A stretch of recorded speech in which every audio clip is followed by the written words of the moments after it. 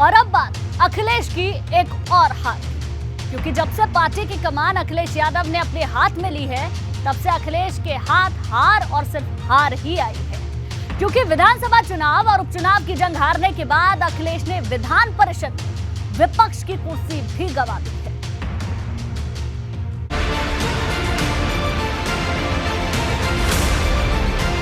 सपा से छीनी विपक्ष की कुर्सी, चलेगी भाजपा की मर्जी। परिषद पर भाजपा का एक छत्र राज, अखिलेश के खाते में एक और हार। 2022 का साल जब से शुरू हुआ, समाजवादी पार्टी के हिस्से में हार और सिर्फ हार ही आई, क्योंकि समाजवादी पार्टी पहले विधानसभा चुनाव हारी, फिर उपचुनाव हारी और अब विधान परिषद में विपक्ष की कुर्सी भी हार गई। क्योंकि जब से समाजवादी पार्टी की स्थापना हुई, वो विधान परिषद में या तो सत्ता में रही या विपक्ष में, लेकिन ये पहली बार है जब समाजवादी पार्टी से विपक्ष की कुर्सी ही छिन गई। सभापति कुंवर मानवेंद्र सिंह ने गुरुवार को ही नेता प्रतिपक्ष लाल बिहारी यादव की नेता प्रतिपक्ष की मान्यता समाप्त कर दी। अब वो सपा के नेता रह गए हैं। इस समाजवादी पार्टी को न संविधान की जानकारी है, न नियमों की जानकारी है, न परंपराओं की जानकारी है। अखिलेश यादव जी के अहंकार में समाजवादी पार्टी की आज ये दशा हो गई है कि समाजवादी पार्टी के गठन के बाद ये पहला अवसर उपलब्ध हुआ है जब समाजवादी पार्टी विधान परिषद में आज उसकी संख्या इतनी कम हो गई है। धीरे धीरे करते करते वो भी कांग्रेस की गति को प्राप्त हो जाएगी और एक दिन विधान परिषद और विधानसभा से समाजवादी पार्टी भी समाप्त हो जाएगी। दरअसल नियम के मुताबिक 100 सदस्यों की विधान परिषद में विपक्ष की कुर्सी के लिए 10% सीट होना जरूरी है, लेकिन सपा के पास सिर्फ 9 सदस्य हैं। लाल बिहारी यादव सिर्फ 41 दिन ही नेता प्रतिपक्ष की कुर्सी पर रहे। वहीं कांग्रेस विधान परिषद में 0 हो गई है। अब सदन में उसका कोई सदस्य नहीं बचा, जबकि बसपा का सिर्फ एक ही सदस्य बचा है। यह आजादी के बाद पहला मौका होगा जब विधान परिषद में नेता प्रतिपक्ष नहीं होगा। विधान परिषद के 10 सदस्यों का कार्यकाल खत्म हुआ तो उसमें 6 सदस्य समाजवादी पार्टी के थे। हालांकि 4 उनके सदस्य निर्विरोध निर्वाचित हुए, लेकिन अब विधान परिषद में समाजवादी पार्टी के जो सदस्य हैं उनकी संख्या 9 रह गई है। और नियमों के मुताबिक जब कुल संख्या का 10% जिसके सदस्य होते हैं, नेता विरोधी दल की मान्यता उसी दल को मिलती है। और इसीलिए विधान परिषद में अब समाजवादी पार्टी के पास जो नेता विरोधी दल की मान्यता थी उसे विधान परिषद के जो प्रमुख सचिव हैं उन्होंने रद्द कर दिया है। हालांकि समाजवादी पार्टी इसे गैर कानूनी बता रही है।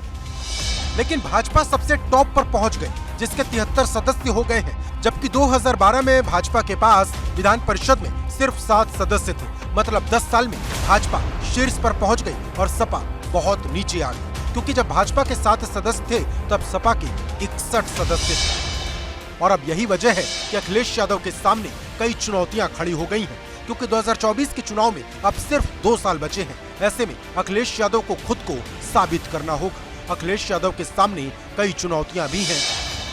चुनौती नंबर 1, मुस्लिम वोट को एकजुट रखने की चुनौती, क्योंकि मायावती फिर एक बार मुस्लिम वोटर्स को रिझाने में लगी हैं और उपचुनाव की जंग ने साफ कर दिया कि मुस्लिम वोटर किसी एक पार्टी की जागीर नहीं।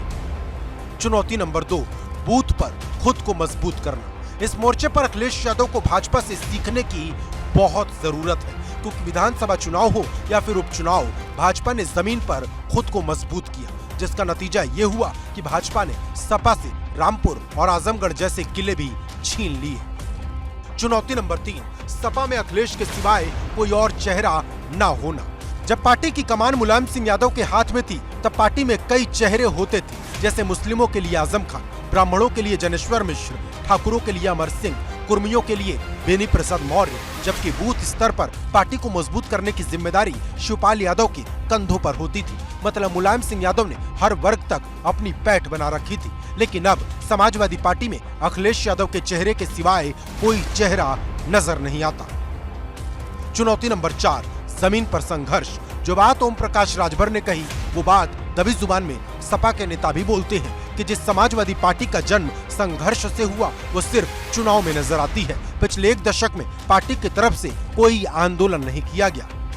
चुनौती नंबर 5, महिला वोटर्स में कमजोर पकड़। भाजपा की जीत में एक बड़ा योगदान महिला वोटर का है, लेकिन इस मोर्चे पर समाजवादी पार्टी कमजोर साबित नजर आती है। चुनौती नंबर 6, पार्ट टाइम या फुल टाइम पॉलिटिक्स। क्योंकि भाजपा ने राजनीति करने का तरीका बदल दिया है। वो हर वक्त चुनावी मोड में रहती है। एक चुनाव खत्म होता है तो दूसरे की तैयारी शुरू कर देती है। लेकिन ये बात दूसरे दलों में नजर नहीं आती। वो चुनाव से ठीक पहले मैदान में उतरते हैं। अब बड़ा सवाल यह है कि क्या अखिलेश यादव अपनी पुरानी गलतियों से सीखेंगे, क्योंकि सभी प्रकोष्ठों के इस्तीफे के बाद अखिलेश यादव को नई टीम का गठन भी करना है। लेकिन सवाल ये है कि जिस टीम को अखिलेश यादव जिम्मेदारी देंगे, क्या उसे फ्री हैंड भी देंगे? ऐसे तमाम सवाल हैं जिन पर समाजवादी पार्टी का भविष्य टिका है। Bureau report, ABP Ganga.